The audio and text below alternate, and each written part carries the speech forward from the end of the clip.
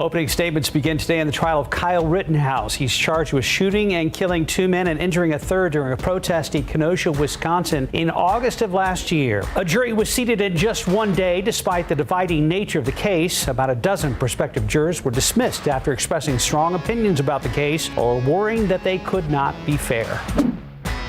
The federal government is one step closer to requiring many employers to vaccinate employees or test them weekly for COVID. The rule applies to private companies that employ 100 or more workers. It is expected to be published in the Federal Register within days. The new standards are defined as a minimum, meaning companies are allowed to go further by requiring vaccines and not allowing weekly testing as an alternative.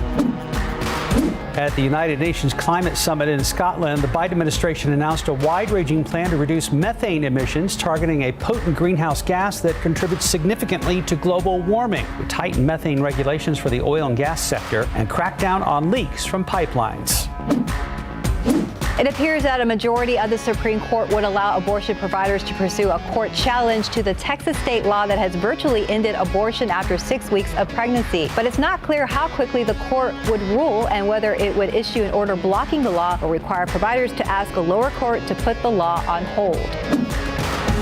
Senator Joe Manchin of West Virginia remains hesitant about supporting President Biden's $1.75 trillion policy package. Democrats wanted a sign from Manchin that he will support the president's bigger plan. Instead, Manchin dismissed progressives and said it's time to vote on a nearly $1 trillion bipartisan infrastructure bill. Democrats are still pushing for a vote this week on the bigger policy package. As negotiations continue over President Biden's spending plan, one compromise to help trim the bill's price tag is to only allow the child tax credit to last through next year. President Biden had hoped to make the payments permanent. The IRS has sent out $15 billion monthly since July to the families of about 60 million qualifying children. Research shows the first 2 payments alone helped lift 3.5 million kids out of poverty. Vanessa Bryant won't have to undergo psychiatric testing in her invasion of privacy lawsuit regarding graphic photos from the death of Kobe Bryant and their 13-year-old daughter in January of last year. She claims first responders took and shared photos of the crash site. Los Angeles County had asked for a mental exam of Bryant to determine if she had truly suffered emotional distress from the photos. Apple is now being forced to cut back on production of iPads in order to use those computer chips to make new iPhones. This is due to a shortage of computer chips. Production of lower-end iPhones is also being slowed down in order to use those parts in iPhone 13 models.